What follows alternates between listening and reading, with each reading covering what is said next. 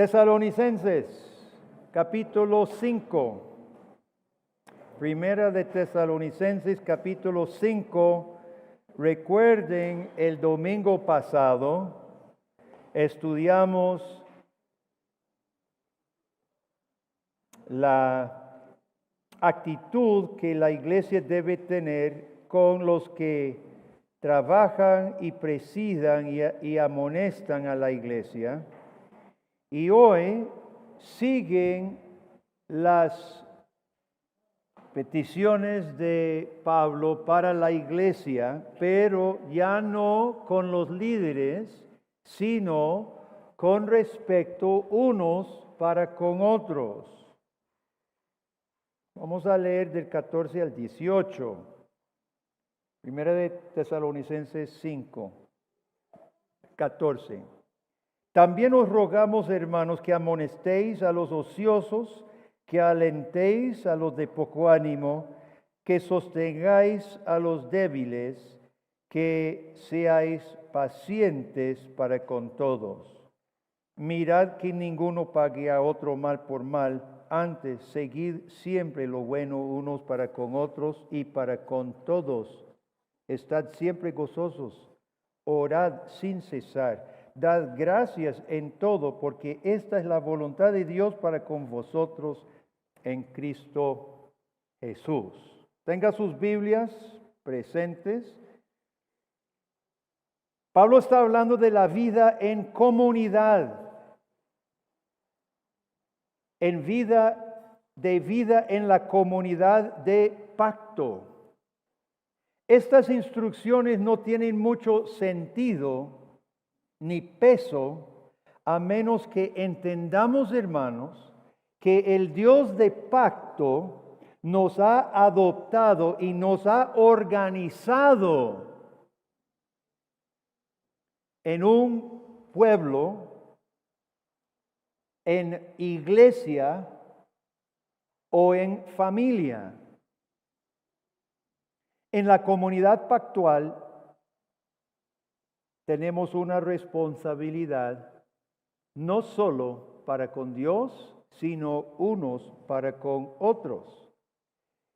Pablo ya había notado la relación con las personas no cristianas. En el primer capítulo, por ejemplo, versículo 8 del primer capítulo, Pablo nota que ellos habían predicado la palabra de Dios fuera de su propia ciudad, inclusive fuera de su región. Era una iglesia evangelizadora. Pero esta no es,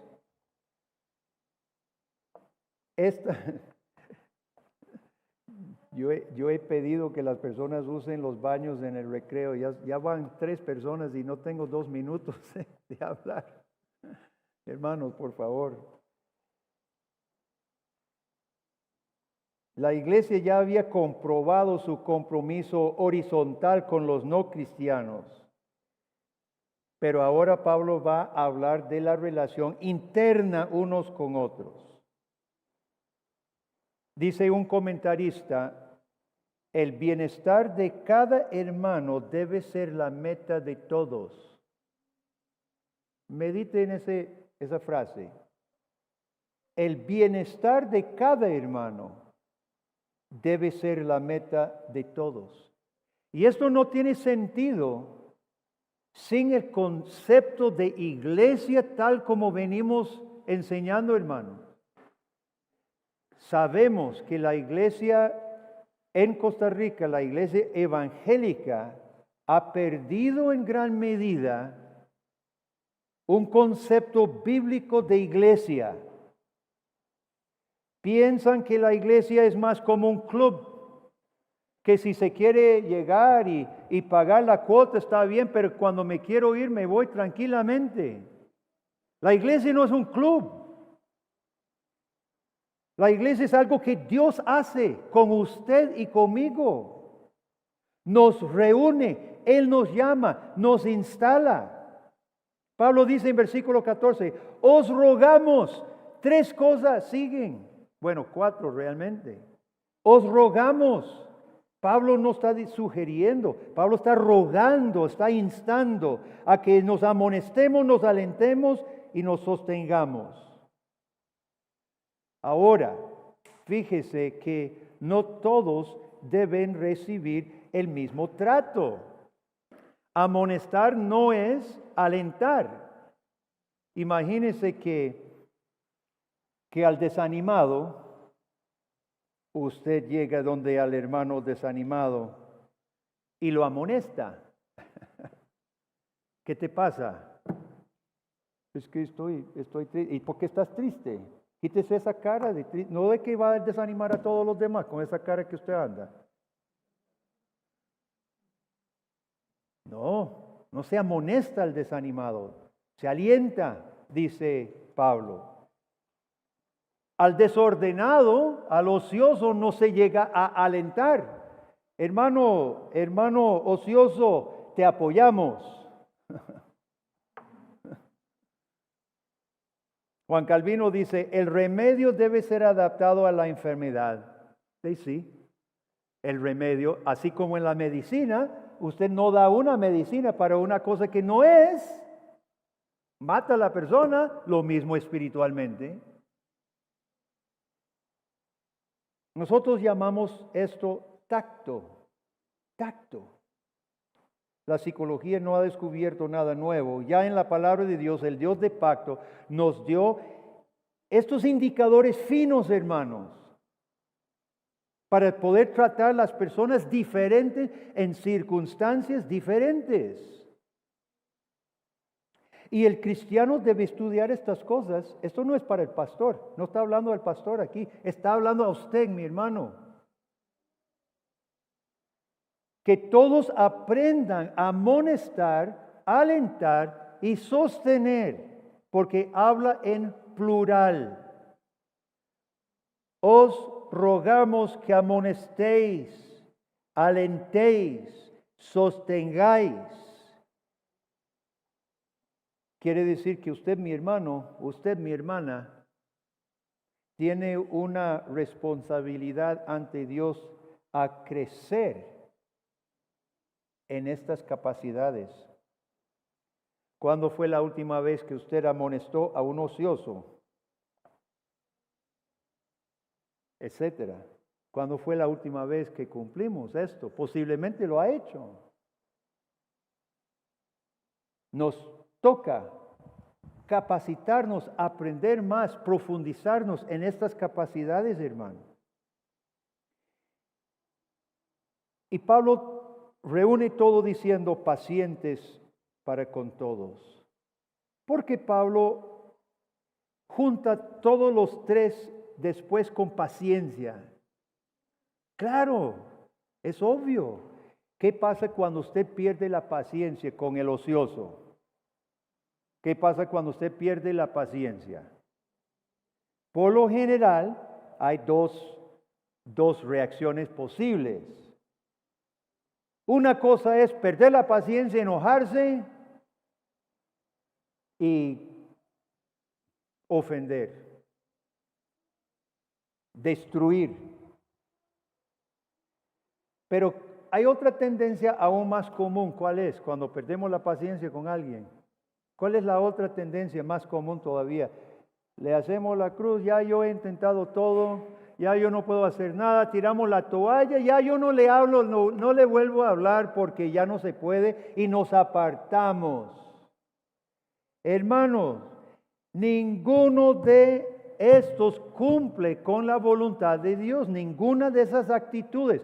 La regañada con ira, con cólera, o simplemente ignorar, apartarse y dejar a la persona a su propia suerte. Dios no acepta ninguno de esos. Parte de la razón por qué hemos formado los grupos con ancianos es para esto, hermano, porque cuesta mucho con el grupo tan grande, no se puede. Conviene que las iglesias tengan grupos pequeños y si usted no está involucrándose en su grupo de ancianos, le animo. Usted tiene un trabajo con ese grupo. Si no es recibir, es dar. Bueno, probablemente las dos cosas, recibir y dar. de estas cosas, porque dar es recibir en cuanto a amonestaciones, aliento y sostenimiento. Vamos con las instrucciones específicas. Ociosos. Este término en el lenguaje que Pablo escribe, que es el griego, solo se encuentra aquí en el Nuevo Testamento, no se encuentra en ningún otro escrito del Nuevo Testamento. Por eso necesitamos ir a la literatura del tiempo de Pablo para ver qué significa este término. No creo que ocioso sea la mejor traducción. El término se utilizaba en el contexto de los soldados, en el contexto del ejército. Se refiere al soldado que abandona su puesto, ya no vigila, ya no cumple, se fue a jugar, se fue a dormir. No se refiere tanto a vago, sino al desordenado o irresponsable.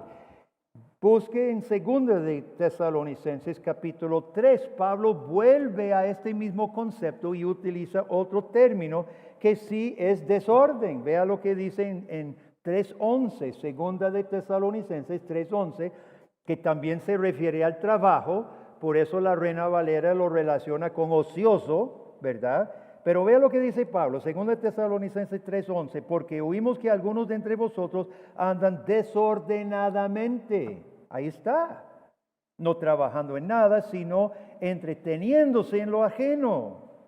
A los tales mandamos y exhortamos por nuestro Señor Jesucristo que trabajando sosegadamente coman su propio pan. ¿Por qué este énfasis, hermano? Porque Pablo se mete con los ociosos o los desordenados.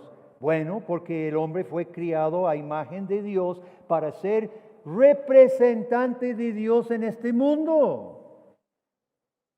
Somos mayordomos del tiempo, de los dones, de las cualidades que Dios nos ha dado. El desorden, la pereza, la irresponsabilidad son contrarios a ser creado a la imagen de Dios. Y cuando Dios nos redime en Jesucristo, recrea su imagen en nosotros una vez más. Tiene que ver con nuestro aporte en el reino de Dios. El irresponsable, el desordenado, no está pensando en avanzar el reino de Dios, está pensando en sí mismo. Esto tiene que ver con el reino de Dios. Somos ordenados, somos responsables, somos aplicados, pensando en el reino de Dios. Tiene que ver con el testimonio con los de afuera. Ya tenemos suficientes delitos y debilidades y pecados para que nos critiquen sin añadir más. ¿Cuál es el antídoto? Versículo 17 dice, orad sin cesar. El desordenado, el irresponsable, Pablo lo manda a orar sin cesar. ¿Y qué es lo que oramos cuando oramos? ¿Qué es lo que hacemos, hermanos? Elevamos nuestro pensamiento a Dios. Eso es lo que hacemos cuando oramos. Y yo siempre recomiendo orar los salmos, como por ejemplo Salmo 8. ¿Qué pasa si el irresponsable, el perezoso, el desordenado empieza a orar Salmo 8? Oh Señor, Jehová, cuán glorioso es tu nombre en toda la tierra, has puesto tu gloria sobre los cielos. De la boca de los niños y de los que maman fundaste fortaleza. Cuando veo los cielos, la luna, yo digo, ¿qué es el hombre para que tengas memoria de ti? Le has hecho poco menor que los ángeles, lo coronaste de gloria y honra, le hiciste señorear sobre las obras de tu mano, y aquí estoy yo, irresponsable y vagabundo. Eso es lo que va a orar, si empieza a orar la palabra de Dios. Sigamos con el siguiente, alentar a los de poco ánimo. Nosotros sabemos que Dios hizo al ser humano un ser muy complejo. Somos compuestos de intelecto, voluntad, emociones, cuerpo, alma. Y la voluntad de Dios es que todo nuestro ser entero, esté unido, glorificando a Dios y gozándonos de Él para siempre. ¿Quién reconoce esa frase? Catecismo, pregunta 1.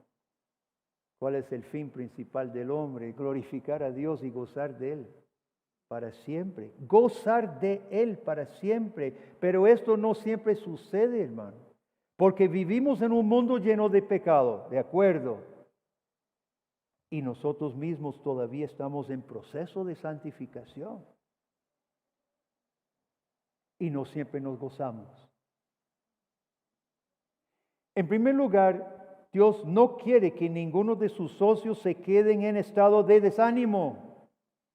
Por eso manda a la iglesia a preocuparse por ellos. Dios no quiere que ninguno de su pueblo se quede en un estado de desánimo. Y eso lo vemos en toda la Biblia. Busque Salmo 73 y márquelo. Si usted no tiene forma de marcarlo, doble la orejilla de la página. Yo creo en eso. La Biblia es una herramienta que debe ser útil, no guardada así.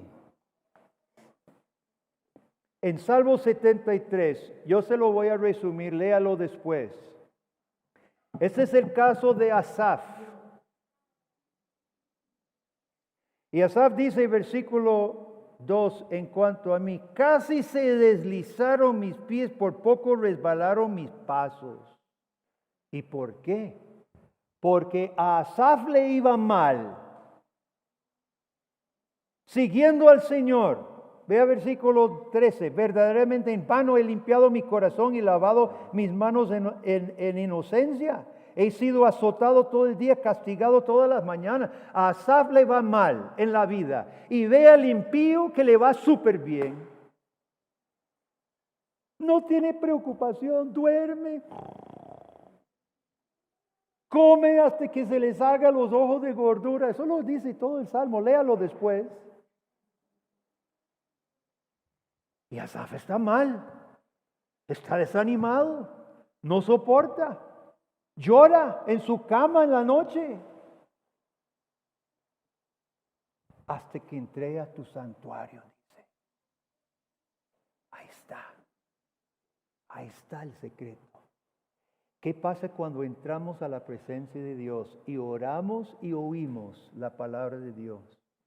Los versículos 15 en adelante, usted lo puede leer en casa. Empieza a leer la palabra de Dios, oír la palabra de Dios, quién sabe, recordar la palabra de Dios y entendió que en el mismo momento presente no lo es todo. Lo que yo estoy viviendo en ese segundo no es la totalidad de mi historia. Ese es nuestro problema cuando nos desanimamos. Creemos que hoy, este momento, esta circunstancia lo es todo. Dice Asaf, ¿comprendió el fin de ellos? Es desastre. Perecieron horriblemente. Pero comprendió otra cosa. Vea qué lindo.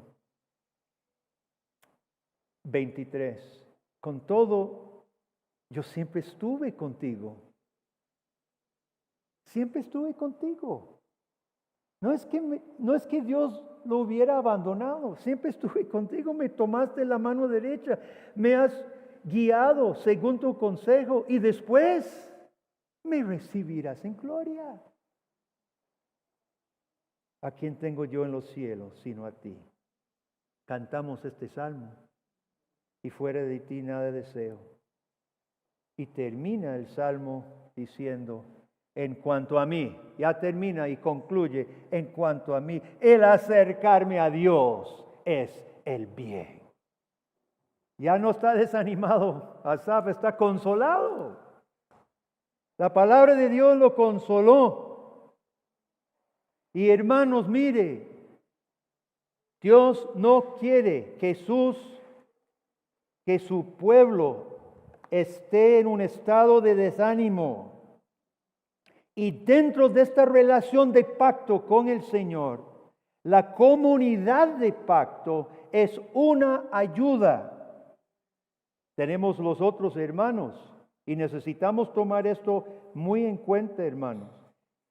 Como ya mencioné, esto no está dirigido al pastor. Vaya y aliente al hermano. Está dirigido a toda la iglesia. Usted, querido hermano, usted, querido hermana, usted es un medio principal de Dios para que otro supere el desánimo. No se niegue. No se niegue.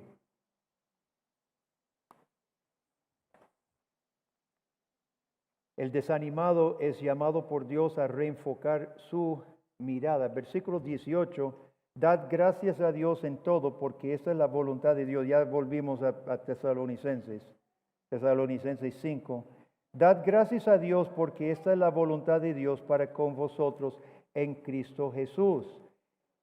¿Cuál es el llamado de Dios a nosotros cuando estamos en desánimo, hermanos? Enfocarnos en Dios, en Cristo. Y dice Dios, dad gracias, es una orden.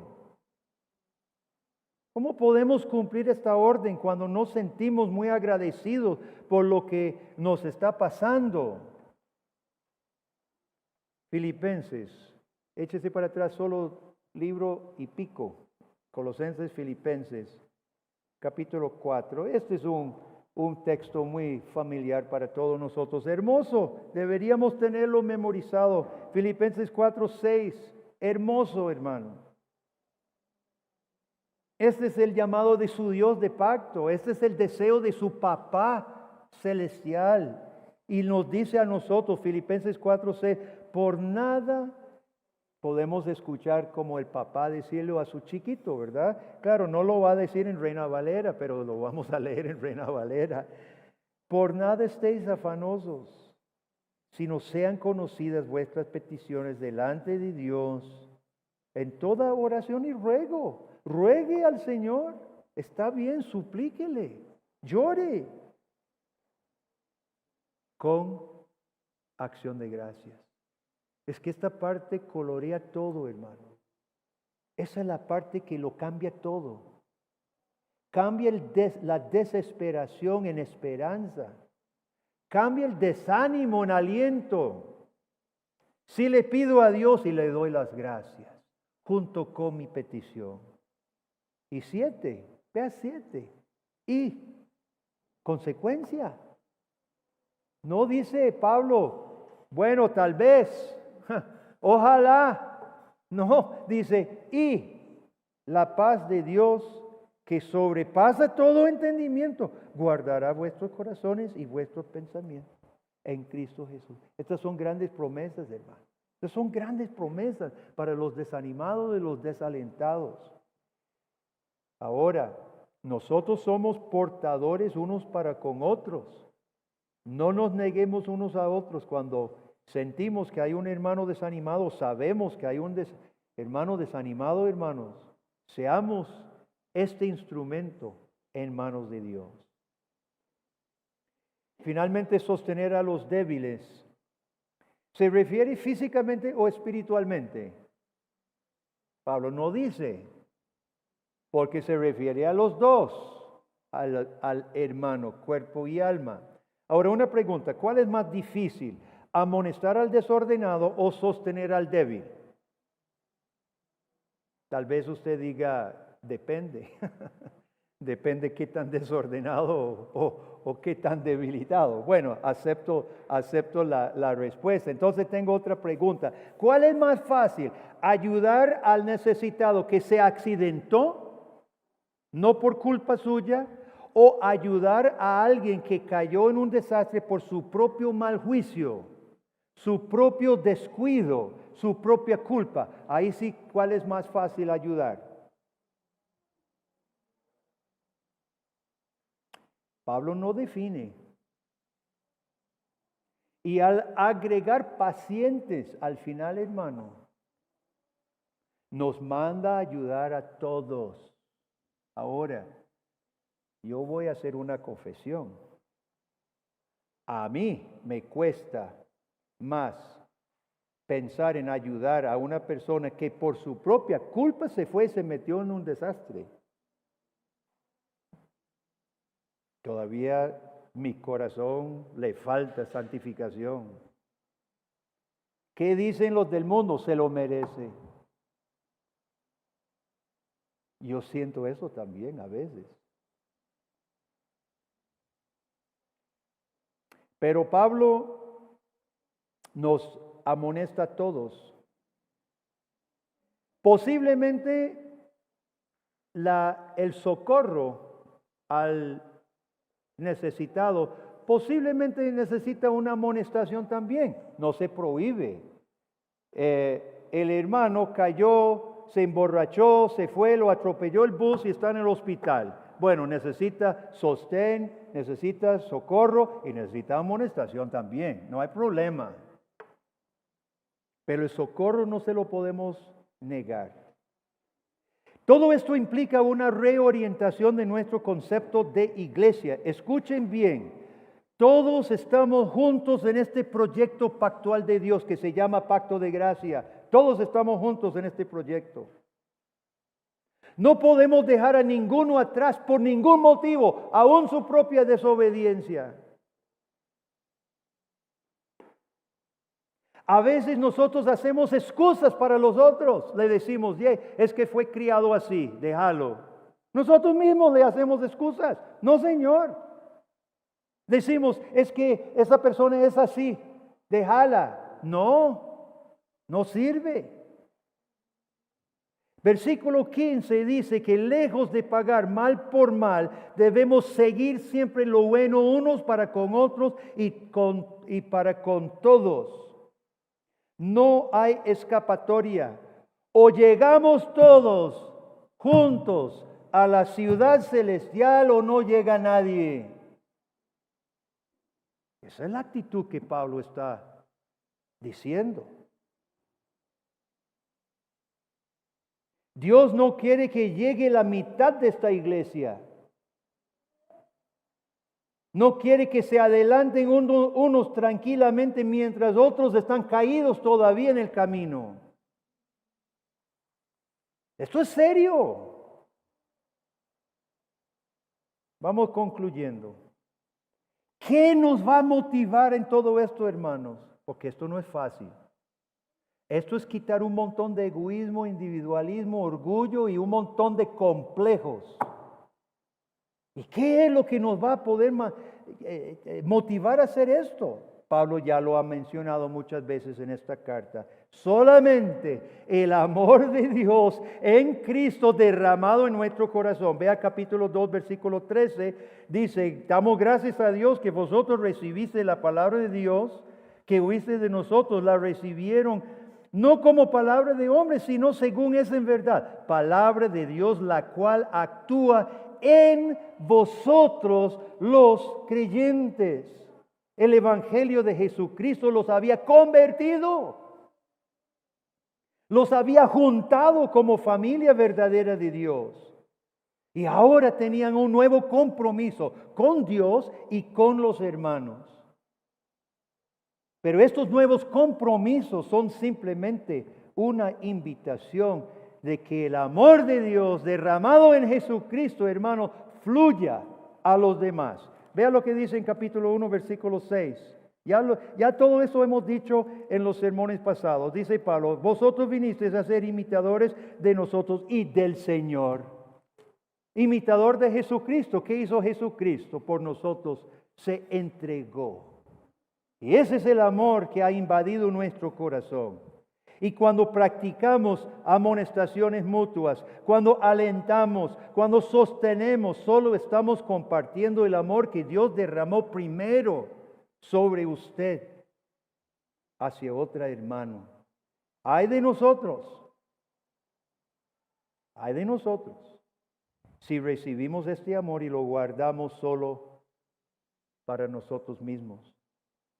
Eso es totalmente contrario al Evangelio. Eso sería ser un anticristiano, ¿sabe? O un anticristo.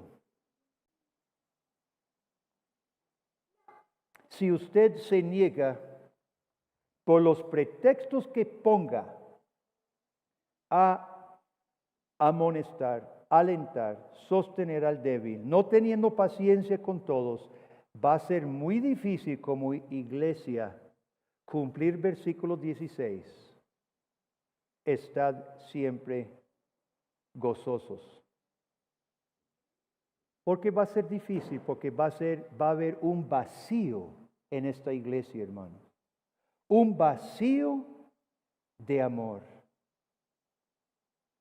El amor de Cristo a nosotros nos amonesta, nos alienta, nos sostiene, y Dios quiere que ese multiforme amor en nosotros sea compartido con otros y no encuentre estorbo.